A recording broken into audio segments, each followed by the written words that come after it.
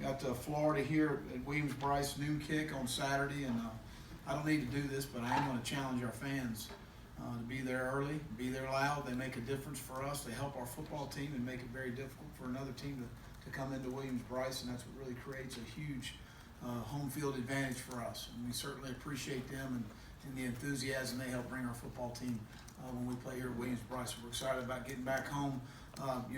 Offensively, Dan does a really good job with the quarterback. He's an outstanding play caller. Kyle Trask has taken over for, unfortunately, Felipe Franks was injured, but has done a really good job. He makes, accurate with the football. He threw for over 300 yards Saturday night in Baton Rouge, but makes decisive decisions, gets the ball out quick. He's got arm talent, and just very impressed with what he has done and accomplished his first game against Tennessee. First drive of the game takes him right down the field and scores. So, been very impressed with him. Michael P. Ryan, the running back, has got a strong lower body, runs through contact, is a violent runner. Been very impressed with him, and Pearson and Davis are good backs as well. A very talented, big, and experienced group at the receiver position. Jefferson and Frankie Hammond, or excuse me, Josh Hammond. I coached his brother Frankie. Swain, all those guys, Grimes, Cleveland, all guys that have played a lot of football, really understand what they're doing offensively. And emergence of Kyle Pitts at tight end, which is kind of a hybrid tight end receiver, but has been very productive for him, leading them in reception, and big and athletic on the offensive line. Defensively, Todd Grantham does a great job. Todd and I have been friends for a long time, and I think if you talk in terms of havoc on the football, probably Florida leads the country just as far as batted balls, interceptions. He does a great job of creating issues for you offensively. And Zaninga and Grenard are two guys that have been very productive for him at the defensive end positions. They're solid in the middle. And then C.J. Henderson and Marco Wilson are two outstanding corners, as good of corners we'll see this year. They can really cover and lock down outside. So, really good players and very talented specialists. Tommy Townsend is an outstanding punter, and McPherson's done a good job for him kicking the football. But injury-wise, Ryan practiced today. I think he'll be fine for Saturday. And really, we don't have any other injury situations as far as that's concerned, so I'll open up for any questions. Raise your hand and get the microphone to you, David. Well, with Ryan, he moved around well today, not wearing any extra brace or No, he wore a brace, but he'll be fine. And also with the carry on being the backup now, does he work any more receivers? We've focused on quarterback at this time. Yeah, sure have. And that's since he's been back. As far as what's best for our football team and him right now is just to solely get those reps. Mm-hmm. Josh.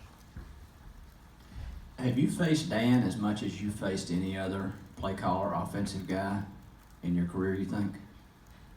Well, I've only probably 06 and 07 when I was at Auburn and he was at Florida. And then 16 when we were here at South Carolina. And he was at Mississippi State. Auburn, the Auburn year, the 1 year at Auburn. And then 1 year at Auburn in 15, at Auburn. And then 16 here, and then last year. Mm-hmm. I wouldn't say as much. Jim Chaney. There's a lot of guys that have been in our league for a long time. How does preparation differ from a guy that you're really familiar with, as you both, I imagine, sort of tweak and react to what the other guy did? I just think Dan does a really good job of presenting issues. I think he sees the game from the defensive perspective.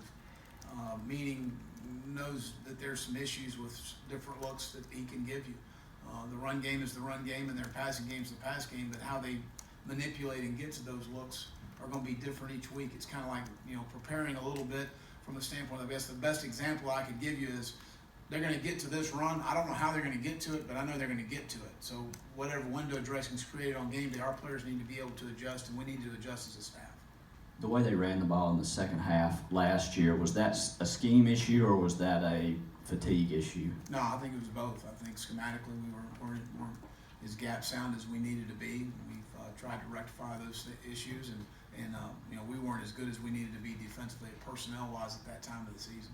Did you play more nickel than you, or 4-3? Do you remember in that game? Probably 50-50. Mm-hmm. Go way back, Mike.